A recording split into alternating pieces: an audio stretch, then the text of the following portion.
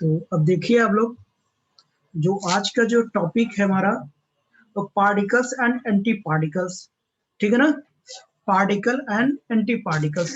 तो देखिए, पार्टिकल्स को एंटी पार्टिकल्स में मैं कन्वर्ट करूंगा तो उससे उसका नोटेशन क्या होगा वो ध्यान में रखना होगा, कैसे चेंज होगा।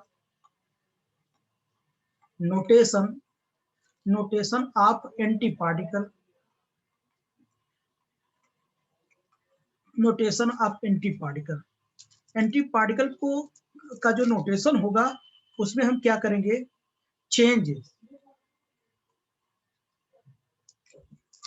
Sign of charge, sign of charge. क्या करूंगा, हम सबसे पहले जो चार्ज का साइन है वो चेंज करूंगा, प्लस है तो माइनस कर दूंगा, माइनस है तो प्लस करूंगा। दूसरा number, bar on the particle, bar on the particle. Particle पर मैं क्या लगा दूंगा, बार लगा दूंगा। पार्टिकल पर मैं क्या लगा दूंगा, बार लगा दूंगा।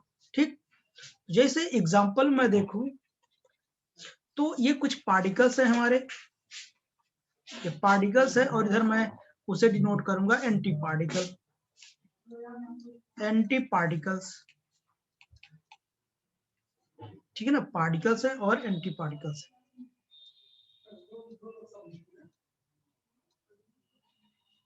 Particles and anti particle, okay. तो देखिए, अगर इलेक्ट्रॉन है, इलेक्ट्रॉन का जो पार्टिकल होगा एंटी पार्टिकल होगा, इस पर मैं क्या कर दूंगा, चार्ज लगा दूंगा। इसे इलेक्ट्रॉन कहते हैं, इसे पॉजिट्रॉन कहते हैं, नाम सुने होंगे ना, पॉजिट्रॉन। ठीक, तो जब इलेक्ट्रॉन और पॉजिट्रॉन मिलते हैं तो गामा फोटोन क्या करते हैं, इमिट करते हैं। आपको शायद पता होगा ना। तो ये होगा इलेक्ट्रॉन, क्या हो जाएगा, प्रोटॉन होगा, वो सॉरी, इलेक्ट्रॉन एंड पॉजिट्रॉन। दूसरा ये प्रोटॉन होगा हमारा, ये प्रोटॉन होगा। और दूसरा क्या, इस पर जो चार्ज होगा हम क्या करेंगे, माइनस लगा देंगे, तो वो क्या हो जाएगा, एंटी प्रोटॉन हो जाएगा। ठीक, प्रोटॉन और क्या हो जाएगा, एंटी प्रोटॉन हो जाएगा। ये प्लस है तो इस पर कितना है, माइनस है। ठीक, उसके बाद ये केयांश होता है, केयांश जीरो है, जीरो पार्टिकल। केयांश को एंटी केयांश में, एंटी में बनाने के लिए मैं बार लगा दूंगा इस पर, मैंने अभी बताया आपको। ये न्यूट्रिनो है, ये क्या, इसे क्या बोलते हैं, न्यूट्रिनो पार्टिकल। इसका एंट्री न्यूट्रिनो हो जाएगा, न्यू पर बार लगा देंगे। ये क्या है, हमारा न्यूट्रॉन है, इस पर बार लगा दे तो एंट्री न्यूट्रॉन बन जाएगा। इस पर चार्ज तो होता नहीं न्यूट्रॉन पर, तो क्या करते हैं, इस पर बार लगा देते हैं हम। ठीक है ना। और कुछ पार्टिकल्स और लिखते हैं, पार्टिकल्स और क्या, एंटी पार्टिकल्स, पार्टिकल्स और एंटी पार्टिकल, पार्टिकल और एंटी पार्टिकल, एंटी पार्टिकल। ठीक, तो यहां तक हो गया। अगर म्यू है, म्यू माइनस है तो म्यू प्लस कर देंगे। ठीक है ना। और क्या, टाउ माइनस है तो हम क्या करेंगे, टाउ प्लस कर देंगे। कोई दिक्कत। तो इस टाइप से ऐसे पार्टिकल को हम क्या करते हैं, हम इसे कन्वर्ट कर सकते हैं किसमें, एंटी पार्टिकल में। ठीक है ना। तो particle, anti particle.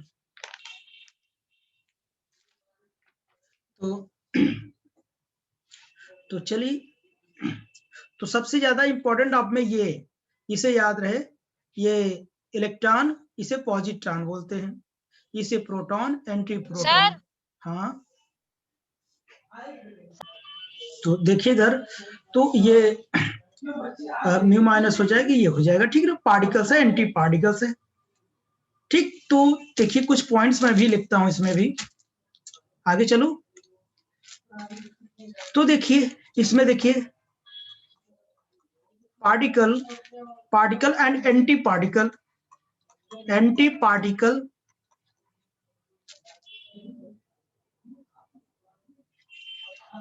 And anti particles have, देखिए क्या क्या सेम होता है, same mass comma spin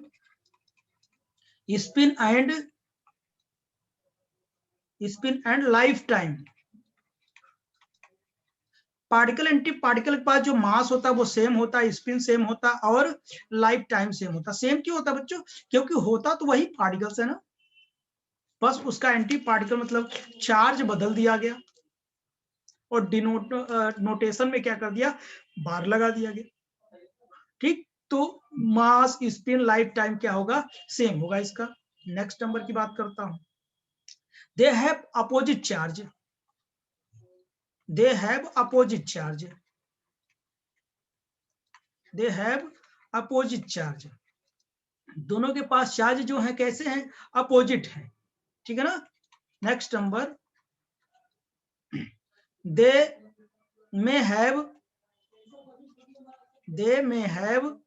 opposite magnetic moment,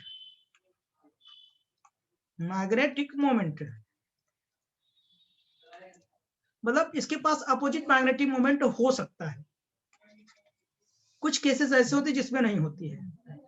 and helicity मतलब ये बताता है कि रोटेशन किस टाइप का है, ठीक है ना। तो मैग्नेटिक मोमेंट, हेलिसिटी अपोजिट हो सकते हैं, हमेशा नहीं होता है, कभी कुछ केस में क्या होते हैं कि नहीं होते। ठीक, तो आगे देखते हैं,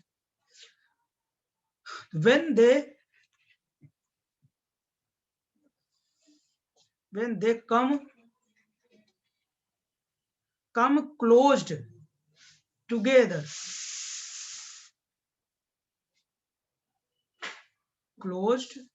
they come closed together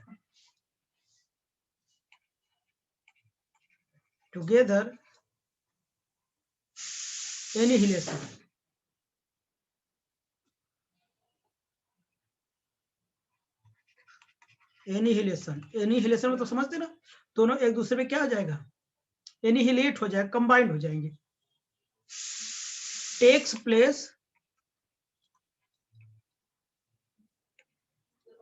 place and mass is converted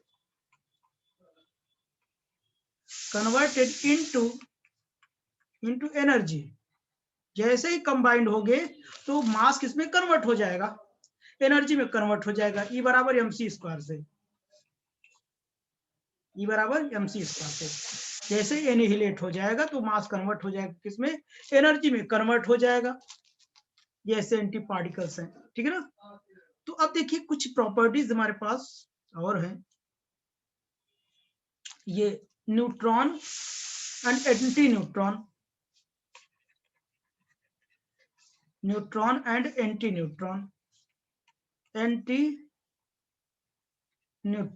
neutron and anti neutron. देखिए दे आर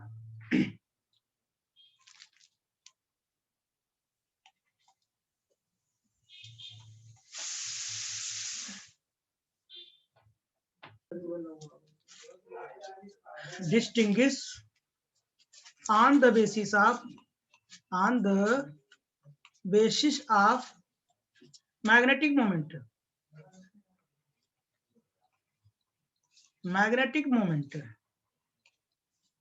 यानी डिस्टिंग्विश मतलब विभेद कर सकते हैं, न्यूट्रॉन एंटी न्यूट्रॉन को किस बेस पर आप क्या कर सकते हैं, विभेद कर सकते हैं, they are distinguish on the basis of magnetic moment, magnetic moment के आधार पर ही आपको इसको विभेद कर सकते हैं, अलग अलग पहचान सकते हैं, क्योंकि चार्ज भी सेम होता है, मास भी सेम होता है, चाहे न्यूट्रॉन हो चाहे एंटी न्यूट्रॉन का होगा, चार्ज तो होता नहीं, तो चार्ज दोनों में जीरो होता है, मास भी सेम होगा, तो हम कैसे पहचान पाएंगे, तो मैग्नेटिक मोमेंट के आधार पर हम उसे क्या कर सकते हैं, पहचान पाते हैं।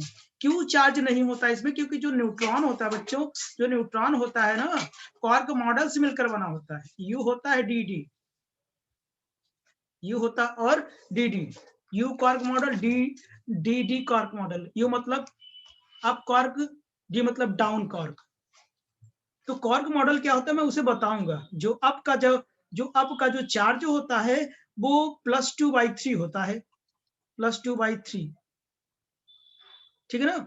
और जो आपका डाउन का जो होता है, डाउन का होता है कितना, -1/3। तो बताओ ये यू डी डी से मिलकर बना, इसका चार्ज कितना है 2/3, इसका चार्ज 1/3, इसका चार्ज 1/3, तीनों को ऐड करो देखो कितना आएगा, 0 आएगा ना। बोलो 2/3 - 2/3 कट जाएगी नहीं, टोटल चार्ज 0 आएगा, इसलिए इस पर चार्ज 0 नहीं होता है, ठीक है ना। इस पर चार्ज 0 नहीं होता है। आप जानते हैं ना वो कैसे बनता है, प्रोटॉन कैसे बनता है। प्रोटॉन में क्या होता है कि यू यू डी मतलब अप अप डाउन। तो आगे हम आपको बताएंगे क्वार्क मॉडल क्या होता है, कैसे इलेक्ट्रॉन प्रोटॉन न्यूट्रॉन कैसे क्वार्क मॉडल की हेल्प से बनते हैं, हम वहां आपको दिखाएंगे। ओके, ठीक है ना, वहां हम दिखाएंगे। तो यहाँ देखिए, तो ये चार्ज कितना हो जाएगा, इसका 0 हो जाएगा, ठीक ना। तो अब देखना, तो मैग्नेटिक मोमेंट हो गया। तो देखते हैं इसका मैग्नेटिक मोमेंट जब हो गया तो आगे मैं देखता हूं कि कितना होता है मैग्नेटिक मोमेंट। मैग्नेटिक मोमेंट जो न्यूट्रॉन का होता है,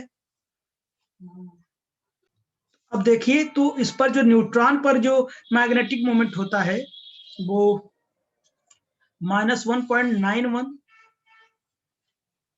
और +1.91, ठीक है ना। ये म्यून है, मतलब magnetic moment of neutron, magnetic moment of anti neutron, ठीक है ना। तो ये अपोजिट मैग्नेटिक मोमेंट होते हैं। क्या होते हैं बच्चों, अपोजिट मैग्नेटिक मोमेंट होते हैं, ठीक है ना। तो ये म्यून की वैल्यू यहां से फाइंड आउट कर सकते हैं आप लोग, EH/4πmp। पी मतलब जो मास होगा, जिसकी मास होगी हम उसका मास क्या करेंगे, रख लेंगे। तो यहां पर क्या होगा, ये न्यूक्लियर मैग्नेटॉन होता है। ये क्या होता है, न्यूक्लियर मैग्नेटॉन, ठीक। एक इस पर है basis unit of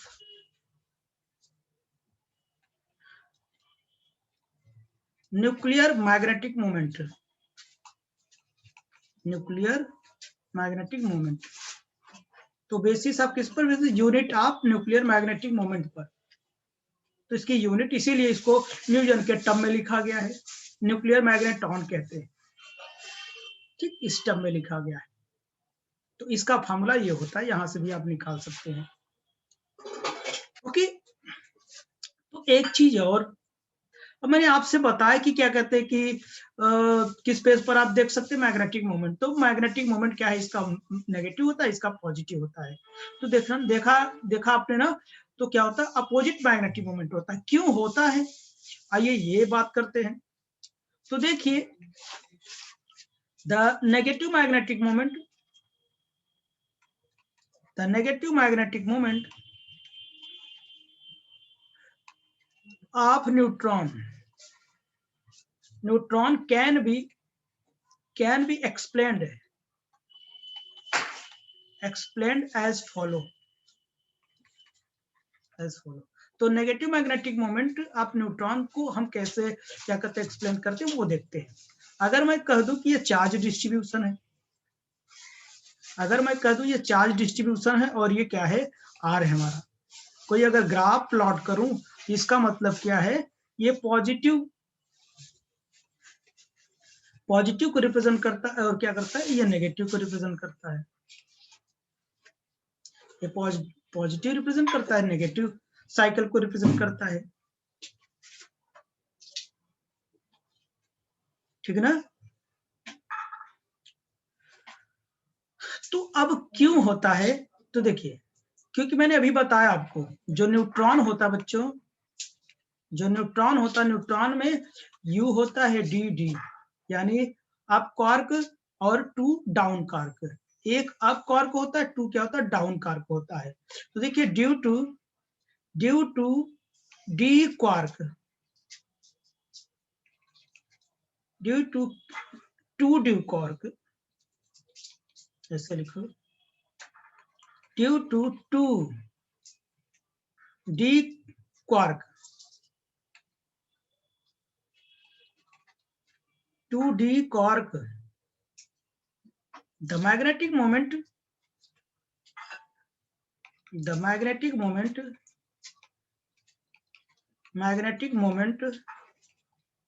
is negative।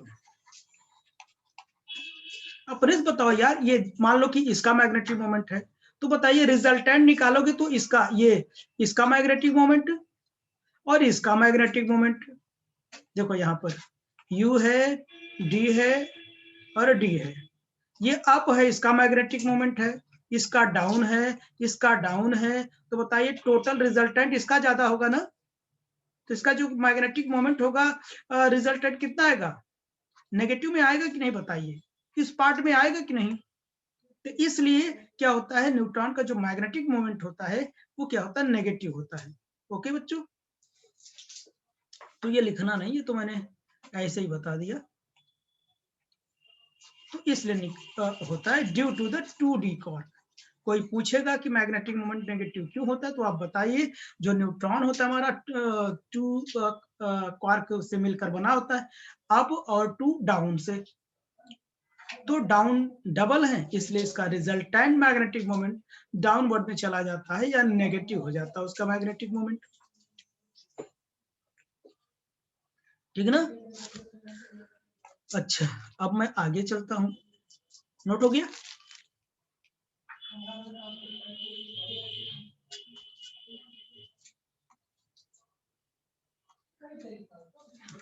अब देखो न्यूट्रिनो और एंटी न्यूट्रिनो, अब बात करता हूं न्यूट्रिनो और anti neutrino.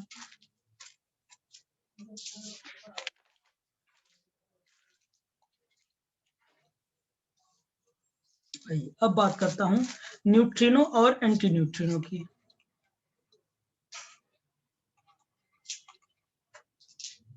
Neutrino and anti neutrino.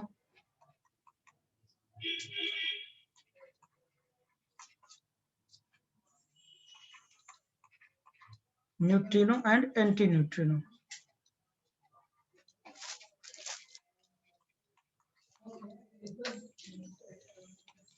देखो न्यूट्रिनो को मैंने बताया था न्यू से रिप्रेजेंट करते हैं, ये न्यू होता है और ये क्या होता है, न्यू बार होता है।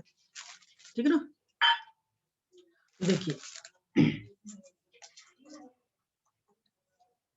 Neutrino is structureless particle, structureless particle, structureless particle, and there is no charge। इस पर भी कोई चार्ज नहीं होता। क्या होता है, स्ट्रक्चरलेस, कोई स्ट्रक्चर नहीं होता है, स्ट्रक्चरलेस पार्टिकल, और इस पर कोई चार्ज नहीं होता है। ठीक ना, नो चार्ज डिस्ट्रीब्यूशन, चार्ज का कोई डिस्ट्रीब्यूशन नहीं होता है इनसाइड इट, इसके अंदर कोई चार्ज का डिस्ट्रीब्यूशन नहीं होता।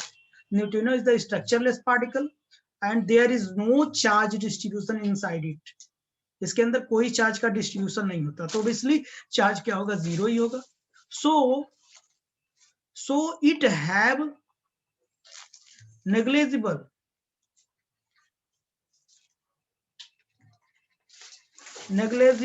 Magnetic moment, magnetic moment, negligible magnetic moment. तो मैग्नेटिक मोमेंट चार्ज पर भी डिपेंड करता है। आप याद करो मैग्नेटिक मोमेंट, आपको याद होगा ऐसे लिखा था -E/2m इंटू कितना, ऐसा कुछ,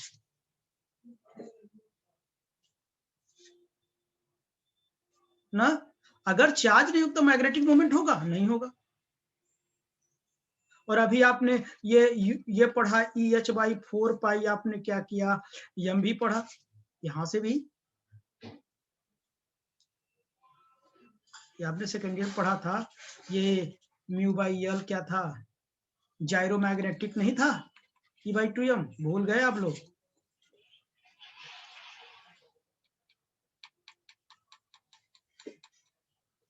मैग्नेटिक मोमेंट, तो आप लोग भूलते बहुत हैं।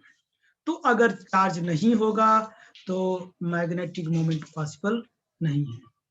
लेकिन हाँ, लेकिन जो चार्ज था वो, अगर इसमें स्ट्रक्चर अगर बनता तो मैग्नेटिक मोमेंट पॉसिबल था। लेकिन अभी आपने देखा, आप कह सकते हैं सर आप ये बताएं, क्या कहते हैं, न्यूट्रॉन में भी तो कोई चार्ज नहीं था, लेकिन उसमें क्या था, वो उसमें स्ट्रक्चर बनता था, यूडीडी की वजह से बनता था। इस डाउन कार की वजह से क्या करता था, मैग्नेटिक मोमेंट आता था। ओके, तो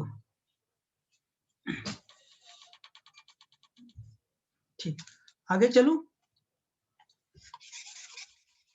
तो अब देखिए हम लोग आगे चलते हैं। तो देखिए, तो अब नेक्स्ट नंबर, ये जो न्यू है और न्यूट्रिनो एंटी न्यूट्रिनो है, कैन बी डिस्टिंग्विश्ड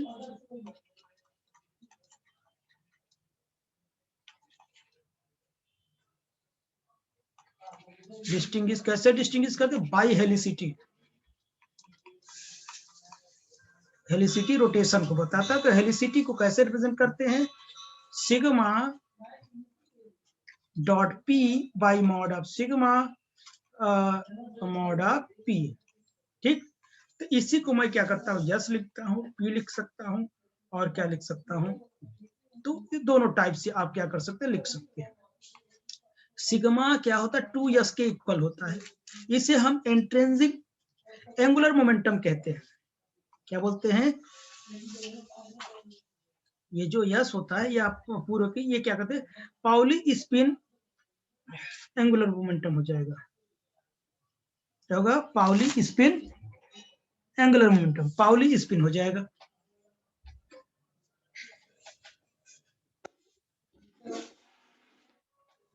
ओके, तो चलिए लिख लेते हैं। तो सिग्मा यस क्या लिख दूं मैं, पाउली स्पिन पैरामीटर, पाउली ए सिग्मा, और यस क्या हो जाएगा आपका, यस क्या है, इंट्रिंसिक एंगुलर मोमेंटम है, इंट्रिंसिक एंगुलर मोमेंटम है। और पी क्या है, लीनियर मोमेंटम है, लीनियर मोमेंटम है, ठीक है ना, लीनियर मोमेंटम है। तो देखिए हेलिसिटी क्या रिप्रेजेंट करता है, तो अब देखिएगा, तो अगर मैं इसका हेलिसिटी देखिए, अगर ये ऐसे रोटेट कर रहा है, रोटेशन को शो कर रहा है, ठीक है ना, यानी क्या, anti clockwise direction, anti clockwise direction, यानी तब यस क्या हो जाएगा हमारा, यस ऐसे हो जाएगा, और पी कैसे हो जाएगा, ऐसे हो जाएगा, एक दूसरे के अपोजिट हो जाएगा, ये पी हो जाएगा। तो इसका मतलब क्या हो जाएगा, जो हमारा हेलिसिटी आएगी -1 आएगी। -1 आने का मतलब क्या, लेफ्ट हैंड होगा, यानी लेफ्ट हैंड, यानी एंटी क्लॉकवाइज, एंटी क्लॉकवाइज मतलब लेफ्ट हैंड, लेफ्ट हैंड होगा। ये किसके लिए है, ये न्यूट्रिनो के लिए है, किसके लिए, न्यूट्रिनो के लिए।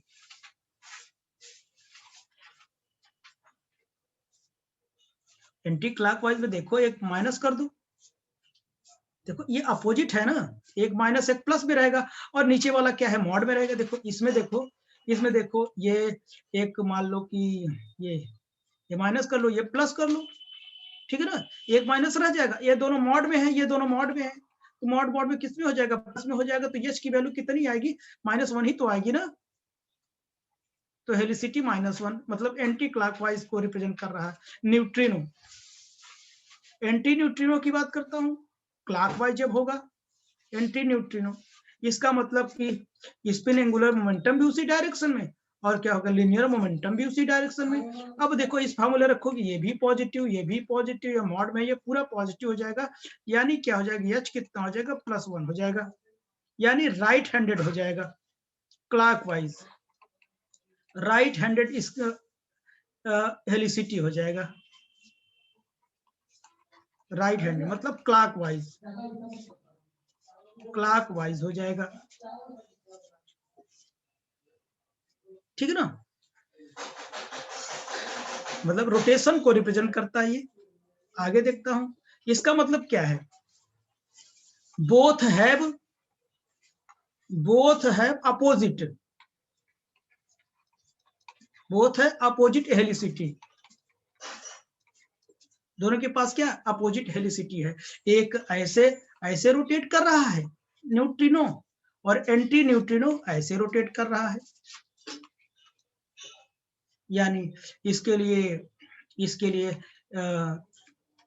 यस अपोजिट पी इधर हो जाएगा, और इसके लिए यच की वैल्यू कितनी है, -1 आई, और इसके लिए क्या हो जाएगा, यच भी इसी डायरेक्शन, पी भी उसी डायरेक्शन में, यच कितना आ गया, +1 आएगी, ठीक है ना, ठीक। तो आई थिंक आप लोगों को समझ में आया होगा। तो आप फिर से कनेक्ट होइए, तो मैं क्लासिफिकेशन ऑफ एलिमेंट्री पार्टिकल की बात करते हैं, ओके।